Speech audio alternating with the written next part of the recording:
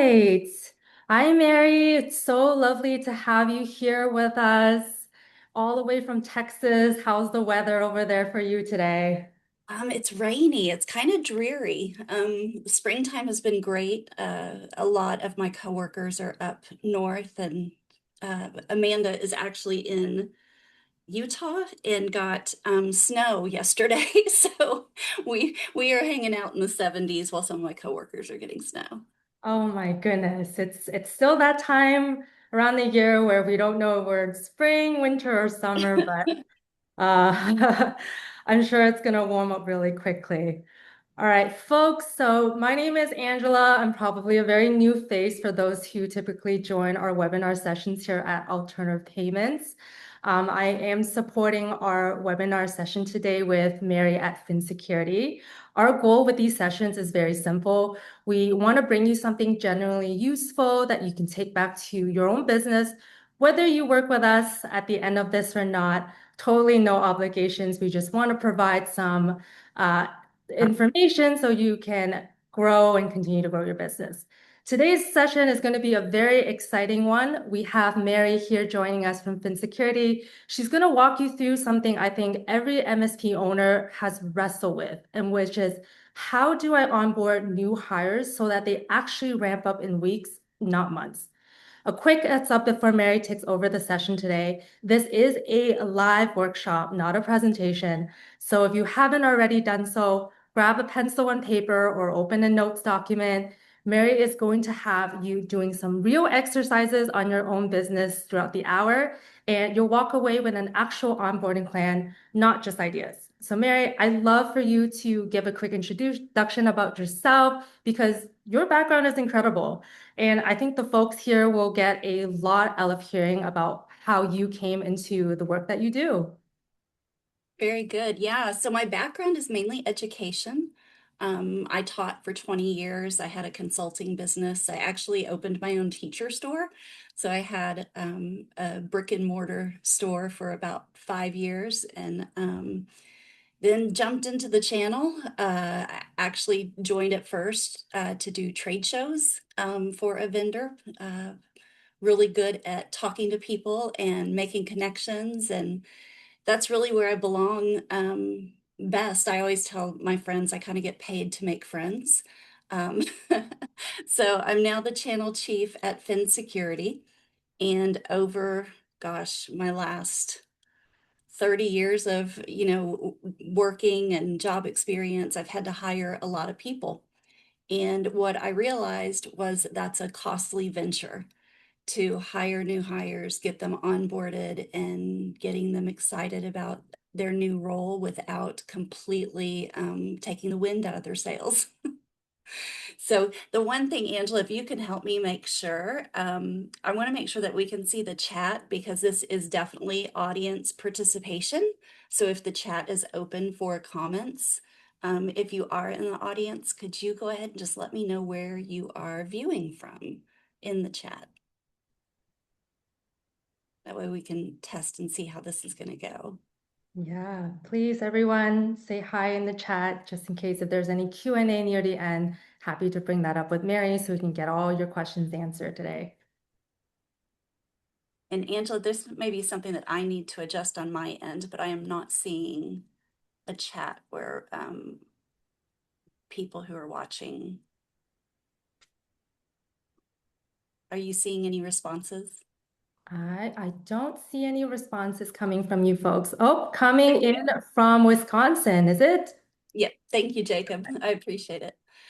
Okay, so I guess we could just dive right in. So, the first thing I want you to think about is I want you to think about your first day at a new job and like what are all those feelings, emotions, and things like that from your past experience. And then you've got to put those feelings and emotions in kind of the shoes of your new hires and what their experience is like.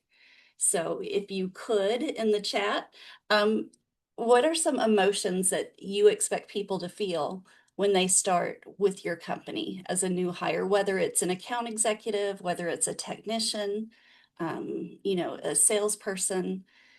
we all come to a new opportunity with these same feelings. And, some of the things that I think of are definitely anxiety, nervousness, wondering if you will fit in with the staff that you're going to be meeting and things like that.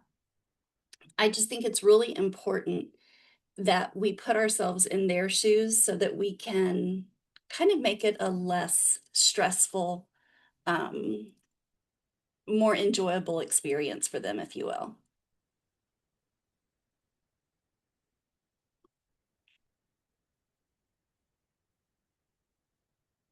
So I see anxiety, excitement, high expectations. Anybody ever feel like they're drinking from a fire hose?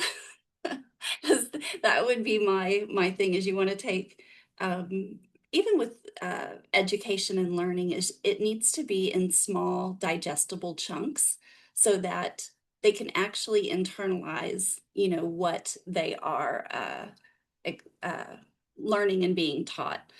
Um, how would you rate your current onboarding plan or experience that you have in place now for your new hires? Is it chaotic? Is it fine? Is it great?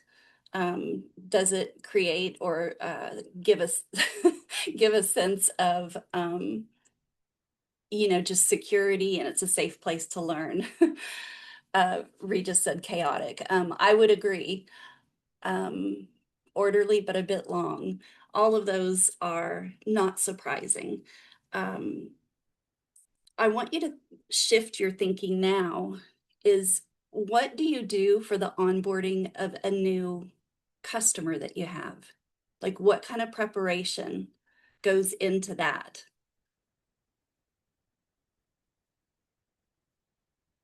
Because my guess is that you spend a lot of time preparing for a new client.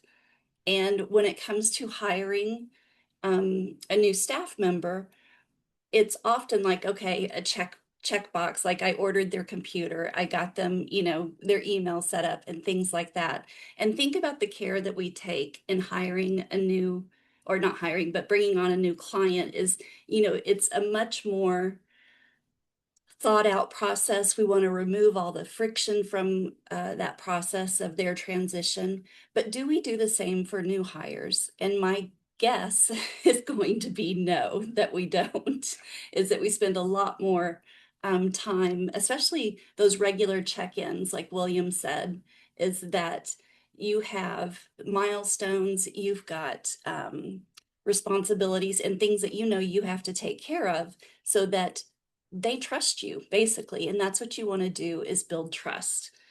So the very first thing that I do with my new hires is first of all let them know, get a cup of coffee, breathe, like take time to just acclimate to your new systems and settings. Go ahead and in the chat, if you will, let's give it a number. How many systems does your new hire need to log into? Um, is it like 1 to 5 systems, 6 to 10, 11 or more? And when I say systems, I'm talking about their email, their calendar, their messaging app, um, any software tools they're going to need to use. I know for, our team, we're using Canva and we're using HubSpot and we're using Slack. So as Jacob said, well over 15. Um, is it documented so that when they come in, they know I've got to set up X, Y, and Z. I've got to do, my multi-factor authentication. Is it written out in a way that there's no surprises that like 2 weeks into their role, they're like, what's Canva? What's HubSpot? Like it is it a surprise? Um, I think that we use a lot of tools and it's assumed that they'll be able to just jump right in and use all those tools.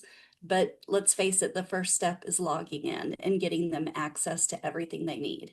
So what I do when I go in a consulting role with MSPs is I have them list out all of the, you know, um, tools and access that they'll need. Do they use auto tasks? Is it IT glue? Is it, like everything that they need?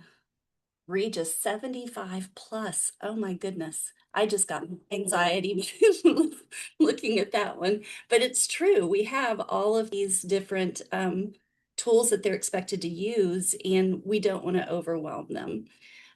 So having that list, I think helps, and at least it makes it digestible to, and break it down. Say, would you please get access or, set up your passwords to the first 5 by noon, whatever it is, but set those milestones just like you would with a new customer, but you're doing it for your new hire. One of the worst experiences I had joining a team is when they told me to just watch somebody else work.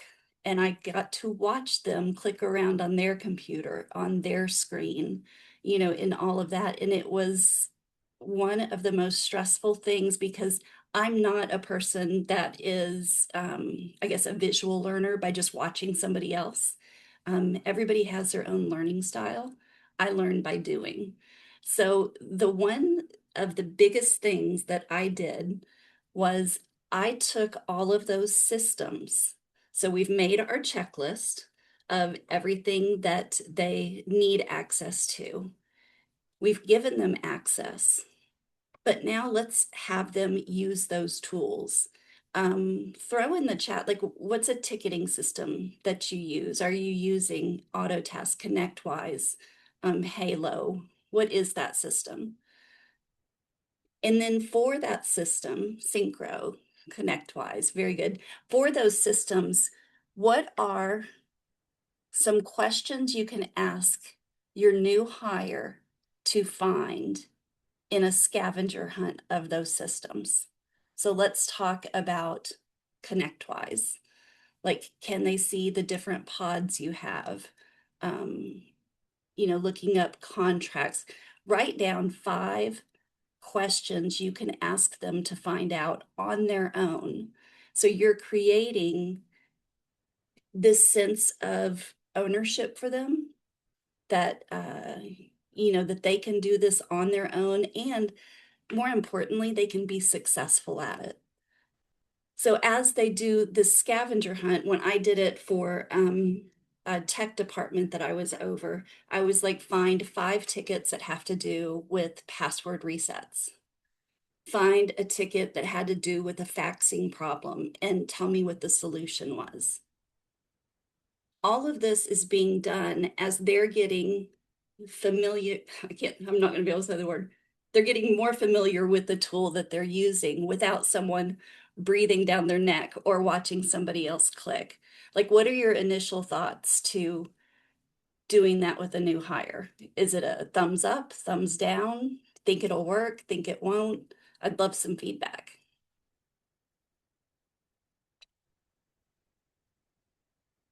This is definitely a workshop. I'm just your tour guide. So I want to make sure that these things are things that you think will be valuable. I've seen it work. I've also seen new hires get excited when they found the answers to the questions that we had. I ended up with like a 3-page worksheet, and that was their first 2 days, was just exploring the tools that we had out there. So the very first thing that you're trying to establish is you want them excited about their role. You want them excited about the opportunity to join your team and to serve your customers. And by giving the autonomy of learning the systems to that new hire without ever really having to talk to anybody to ask questions, because they're figuring it out on their own. So that's one of the very, I think, most powerful things that I did to change the onboarding process, where I didn't feel like people were bored and they were just sitting at their desk or hovering over somebody else and watching them work.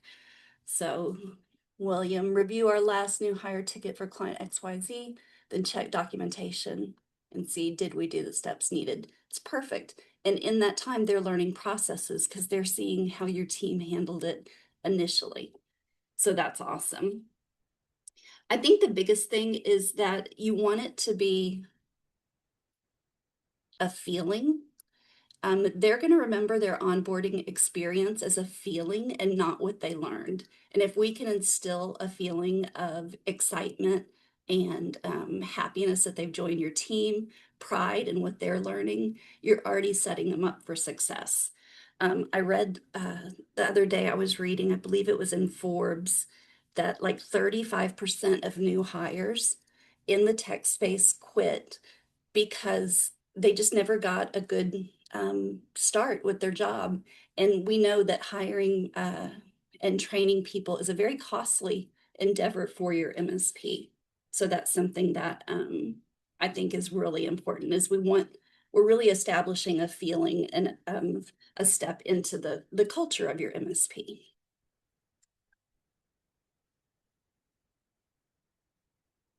I want you to think about the last new hire you made. And I want you to think about everything you expected of them in that first day. And did you break it down into manageable steps, manageable tasks, and things that they could do in a way that helped them to learn? I think that that's huge, is that when we don't set expectations, um, the clarity is not there. And I know that one of my consultants told me that clarity is kindness. It's the kind thing to do. Like if they don't know what is expected of them, then it's really hard to have um, those milestones reached as they join your team.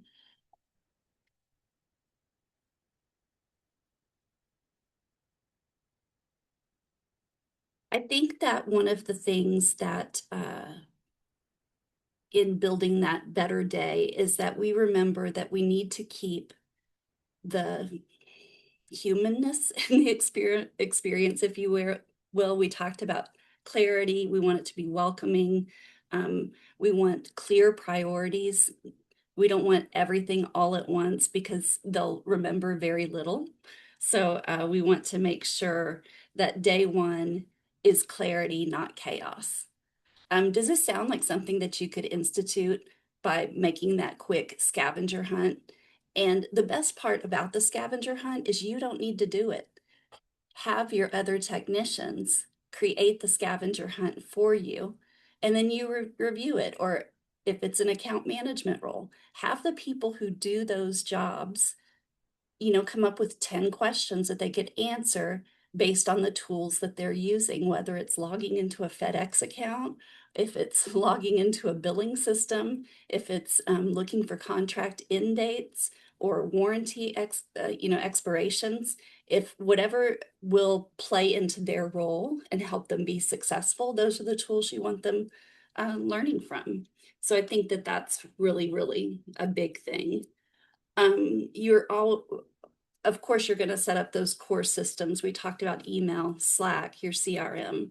But I think that introducing those in a, like I said, metered fashion so that they can spend maybe 30 minutes in one tool looking, for things. And then maybe 30 minutes another tool, go get a coffee break, things like that. Setting those expectations, I think, is huge. Um, So that was all about day one. Are there any questions about day one? Have I made that clear that it's all about establishing a feeling of community and giving them ownership of what they're doing and in their role? They're not being, talked at, they're actually participating. So any questions at all, just throw them in the chat because this is meant to be interactive. So let's talk about day two. I think that you need to really map out what their communication should be like at work. For instance, we had a thing that like you really had to pay attention to Slack. If their green light's not on, they're probably not available, and like if you're expecting an immediate answer, then you're probably gonna have to wait a minute. One thing that I instituted was three before me. And this was with existing staff members too. But before you came to me with a question, you had to first look through the ticketing system for other examples of that same question. You had to review the knowledge base that we had, and ours was through HubSpot, so the public knowledge base that any partner could go to as well. And then the third thing is, have they Googled it? Because a lot of answers are out there. If you don't establish that cadence of who you can reach out to or where do you go if you have a question, the path of least resistance is to always ask you, and what does that do to your day? It interrupts a lot. So if we can just teach them to be problem solvers on their own, we can't assume that they know how to do that. So this is something that I've found really powerful. And I used to use it in my classroom too, but go to 3 other resources before you come to me so that we teach them, what is it? You can teach a man to fish. Um, and they're set for life, or you can give them a fish and he eats for the day. So I think that that's really a big thing, is just setting that expectation that you also trust them, that they can find the correct answer, I think is huge. So letting them know where to go. Where would you tell your new hires to go? What resources do you have? Do you have a documentation tool? Do you use, Notion or Jira, or do you have your own knowledge base? Things like that. I feel like even with, students in my classroom, the more that they can do on their own, the more pride they have. And like I said, taking ownership of that learning is just huge. So we've got that as well.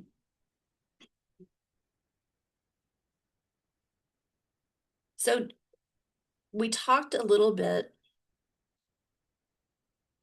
about all the systems. We've talked about a sense of ownership. We've talked about ways to communicate with the team. I think at the end of, I'm not going to say the day because I think it's really important to break it up into smaller parts, but like at the end of the first morning, like before lunch, have a quick 15-minute ask me anything session with the new hire. This is a safe space. They are literally able to ask you anything, and you can't assume that they know something.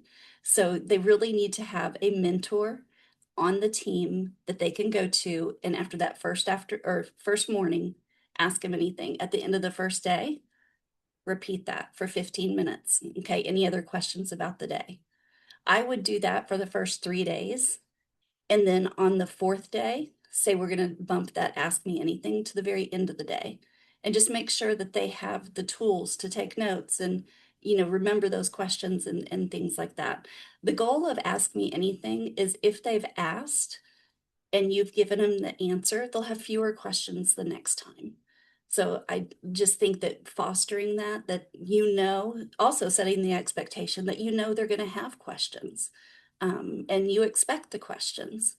And one of the biggest things I told my new hires is that in the new hire process, like at the end of the first week or the end of the second week, like knowing what you know now, what do you wish you had learned earlier? They always help you refine your new onboarding processes, because it's never a done process. There's always iterations to it. You're always having new technology, new things that you're presenting to your customers, new things that the whole team has to learn. So just setting up that precedent of, you tell me what you wish you had learned earlier, I think is a really powerful message to send to them, especially sending the message that, like, you don't have all the answers and this is a continual process. So I think that is a really big part of this. We can agree or not.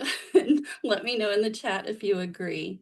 But do you agree that unclear communication equals wasted hours and frustration? So if we are unclear with what their expectations are, they end up just sitting at a desk, and just sitting and not knowing what to do is probably a slow torture for a new hire. Because if it was me, I'd be like, well, what am I doing here? Like if they weren't ready for me. Um, when my son was in second grade, he was going to a new school. And if you can picture the little desks and the little chairs and the nameplates that were on desks, um, he went in and there were no names of children on the desks. And we put our supplies away. And as we walked out, he said, my name wasn't on anything. I don't think she knew I was coming. And it was one of the most powerful statements by an 8-year-old. I was like, because he didn't see that she knew his name and had a space for him. His assumption was his teacher didn't know he was coming. And so for me, that broke my heart because I was like, that was just such honesty and such a good observation. And we don't want our new hires to think that we didn't know they were coming or we weren't excited enough to have swag for them or a space for them to work or their computer set up. If they have to wait on you to do those things while they are sitting there, it's a very uncomfortable, if you will, silence. I'm sure that we've experienced that before, but you want to make your new hires feel as important as your new customers because they're going to be the ones that turn around and serve your customers. So, how you treat your staff is how they're going to treat their customers, your customers. So, you definitely want them to feel welcome and included. We talked about the scavenger hunt. What do y'all think about that activity? Do you think that you would find value in that? Is it something you've done before? Um, and the thought about you don't have to be the one to make it up. You give the people in the seats that are doing the work the ability to write the questions for them to find the answers to, because they know the tools that they'll be using most. They know what they can discover in the information within those tools.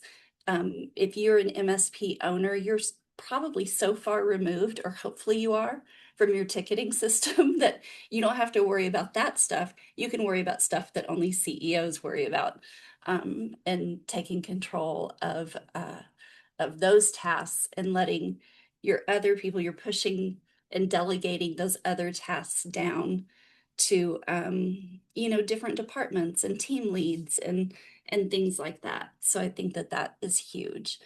um, so turning training into a discovery, I think, is really fun. It's always more fun if you discover the answer yourself than being told an answer. um, I think that is huge. So we've talked about all the systems, the CRM, the messaging apps, Team, Slack, knowledge base, AI. If you're using AI, you know, uh, putting parameters around that, and what are your processes with that? I think all of that is huge. And like I said, this is always changing. It's going to, have many iterations. And I used to tell teachers if you felt the need to laminate your lesson plans, it's probably time to retire because you shouldn't be doing things the same way just because that's how you've done them in the past. So the example I have for the scavenger hunt is instead of saying, learn for my purposes, learn HubSpot. That's impossible because there are so many different facets to that you need to have those very, very specific tasks, things like find the last 3 closed deals and the revenue associated with them, identify deal stages and list the number of deals in each stage, find a support ticket relating to MFA. All of these things will get them into so many different parts of the CRM that when they really have to use it, when they're customer facing, it's not going to be so daunting and so scary. So I don't know if you agree with me, but I think people learn faster by doing than they do by watching. So I think that that is huge.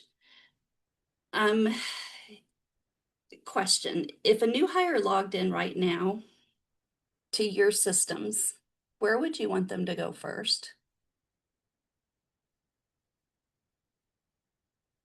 Which of your systems would you want them to log into first? And why?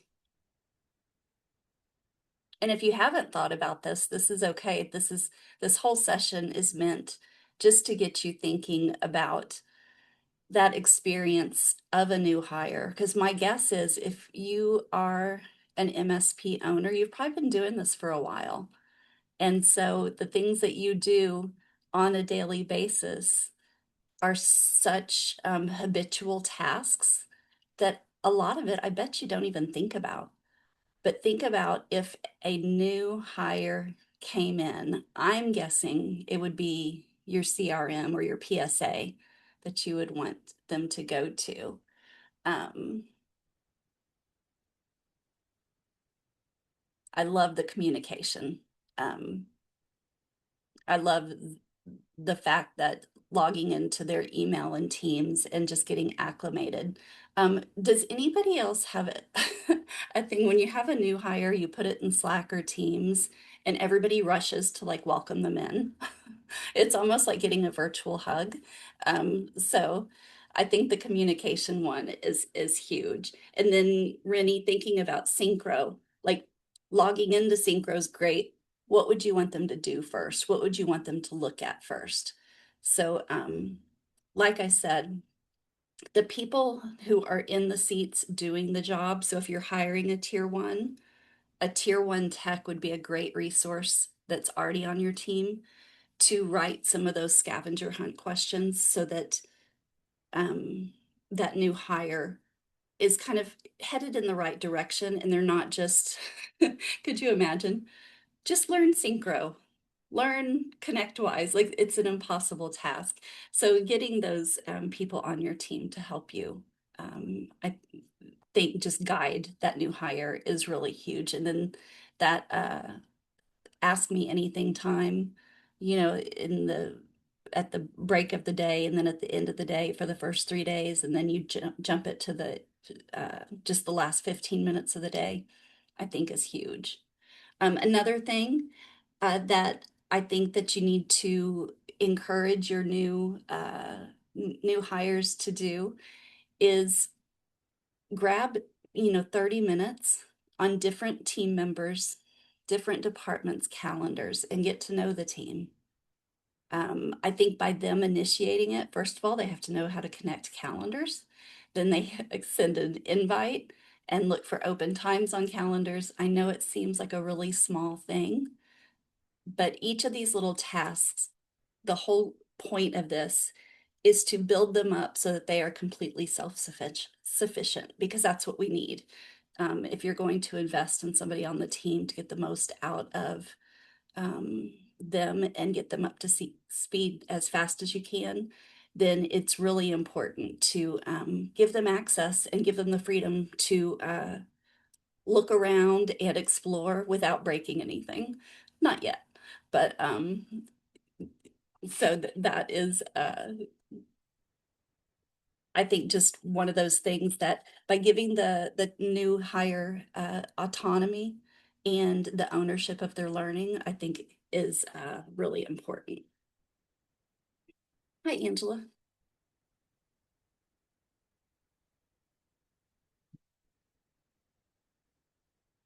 Um, I am going to ask you a question.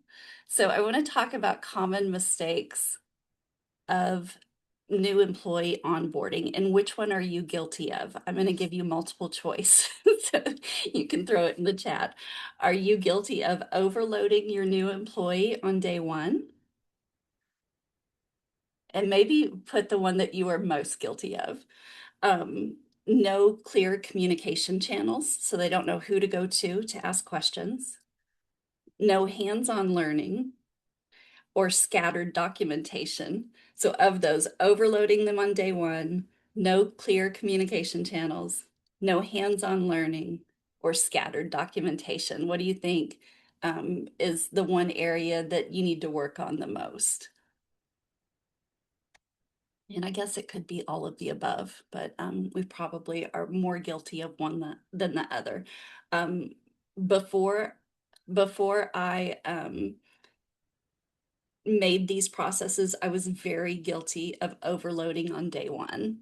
And I see that we've got scattered documentation, no hands-on learning, but just I think stopping and thinking about all of this and bringing it to light is probably the biggest thing I want you to have out of this session is that you can make small changes that will have a very big impact on their onboarding. And I think the biggest thing too is to think about treating your new hires just like you do new customers and giving them that same amount of detail. Angela, how are we doing?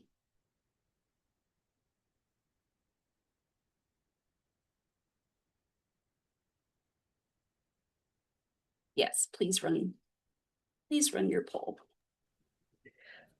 Angela here, jumping in real quick for everyone. Mary, this has been so good so far. I've definitely been taking notes. I know you made eye contact with me. I'm sure I'm not the only one as well. Before Mary continue on, we're not just done yet. I do have one question for everyone. If what Mary has been sharing today has been resonating with you and if you're thinking, we really don't have a real onboarding process right now, or there could be better ways to improve what my current process is. This is your chance to let Mary know that you'd like to hear more or learn more. So I'm going to launch it right now. It's just one question. Please take a moment to answer when you get the chance.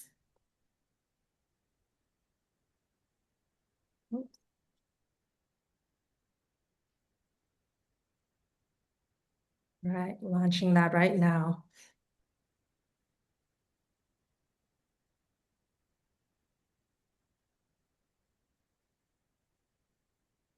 Really great stuff, Mary. Oh, I'm thank I am not a business owner like all the gentlemen here and everybody else here today, but I'm definitely taking notes, learning a lot about the different steps and processes that it takes and getting your employees feeling encouraged and more excited to really get started in the role and make it a much easier process. Well, I'll tell you also, one of the biggest changes that I saw, I grew a team from 2 to 20 in just a couple of years, is that by pushing these tasks down to the team, and I say down, not like it's a bad thing, but like delegating, um, your existing employees were excited when a new hire started because they would be like, oh, they're doing my activity now. So it's about fostering that sense of community just from day one, between your new hires and your existing staff. Very important for sure. Well, thank you for everyone for answering the poll. I will pass it back to Mary to continue on with all her steps. Over to you. Yeah, and we're actually almost through them all. If you'd like, I don't really present off of a slide deck because I think we get too distracted by the noise and everything of what you see, but I would be happy to provide an outline of these steps or this process in just a very kind of a worksheet kind of way so that you could go in and create your own. But if you think that would be valuable, I'd be happy to provide that as well. Um, this was meant to be a springboard of just getting you thinking. It's kind of like if I'm AI in your head about a new hire, like what would Mary do about this? you know, Feel free to reach out to me on LinkedIn or my email is mary@phinsecurity.com. Uh, of course, Phin is about security awareness training and email security, but I'm all about the MSP space. So anything I can do to help the community and help you, if you have any business questions or processes, I'm happy to have a conversation.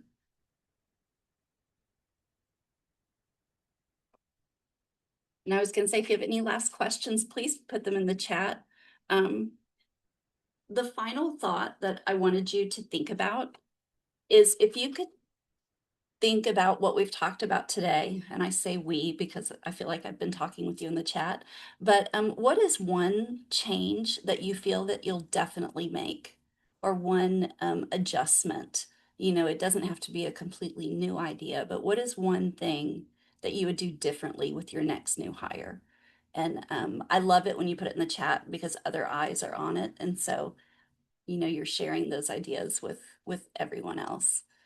Or maybe you've been doing all these things and nothing was new. I'm not sure, but from the conversations I've had at events and different meetups and peer groups, this has always been a really common thread.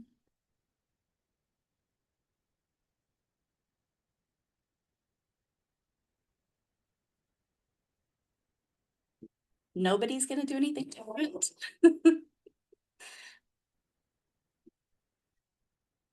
Yeah, organization. Sorry, I don't know if you can hear Stanley in the background, but obviously he sees something out of the window, so apologize for that. But yeah, I think being organized, the common thing that I've seen with MSPs is they grow their business. They are the salespeople. Then you have to hire people because you're growing. But as you hire people, you're so busy moving forward that you don't stop to do the documentation of just SOPs, standard operating procedures. So that's something that you really need to take into account. And again, delegate that to your team. They're doing the work, have them document what they're doing so that your new hires have something to follow. But that would probably be just my final thought on that. Is we like to have fun, so make onboarding fun, make the scavenger hunt, give them some autonomy so that they can learn things on their own and make an impact faster in their role.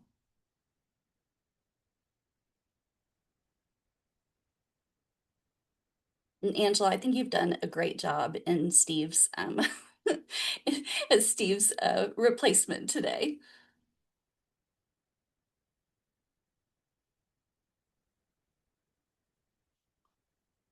And I think that we are good. I don't see any other questions. Um, I kind of jumped through the content a little faster. We didn't, have a ton of participation, but that's okay. Hopefully what I've shared has helped you and will help you in the future. It's amazing. We'll take some time. If anybody have final questions, please feel free to populate that over the chat. I really hope everyone enjoyed the session today. So if everything Mary just walked us through is about obviously talking about the chaotic onboarding or what it feels like maybe right now and turning it into a very structured, repeated process. That's the same problem alternative payments solves just for a very different part of your business, which is getting paid. If those who don't know who we are as Alternative Payments, we are an automation platform built specifically for MSPs.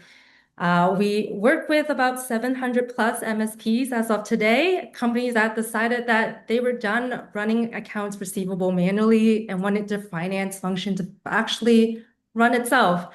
The first thing customers usually notice is that their client's experience. Every one of your end clients gets a branded portal where they can log in, see their invoices, pay by ACH or credit card, set up auto pay if that's something that you are interested in, and manage everything in one place. So no more chasing, no more, did they get my invoice emails? Your clients get a very clean professional experience and you get paid without having to ever touch it.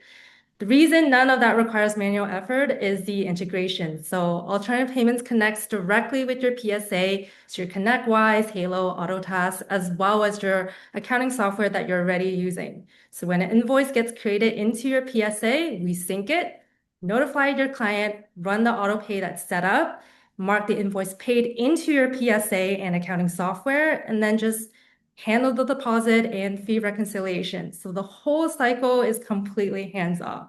So MSPs using alternative payments typically cut about 80% of their manual accounts receivable, which is crazy.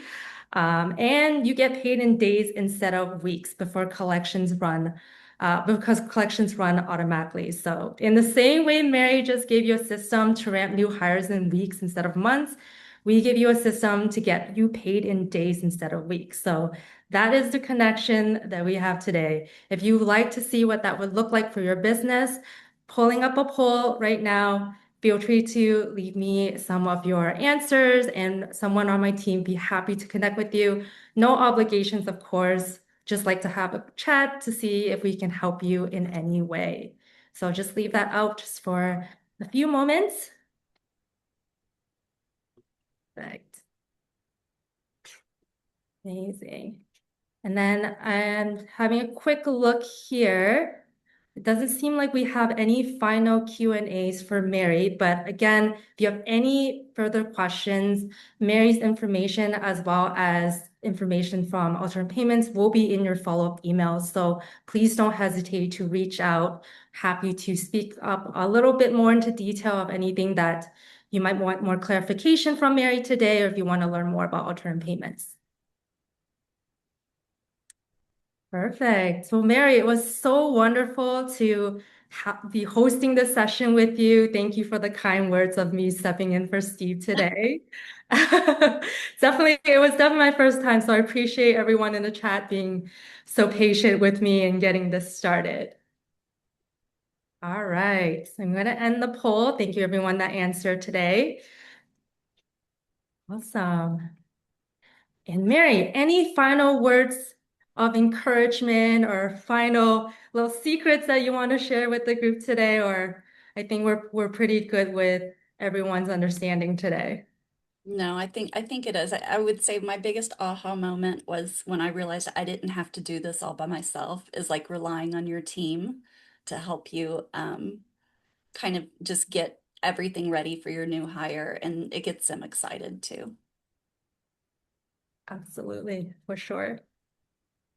Well, this was definitely a very actionable session that I feel like we've ever hosted. I think everyone here is definitely walking away with something they can put to use as early as tomorrow morning, if not right after the session.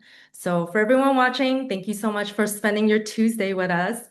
If you have answered either of our polls, our teams will be in touch. If you didn't and still like to connect, again, feel free to reach out to Mary over LinkedIn or feel free to reach out to us over email. We hope to see you in our next webinar. Mary, thank you again for a wonderful session. Thanks again, everyone. Thanks, Angela.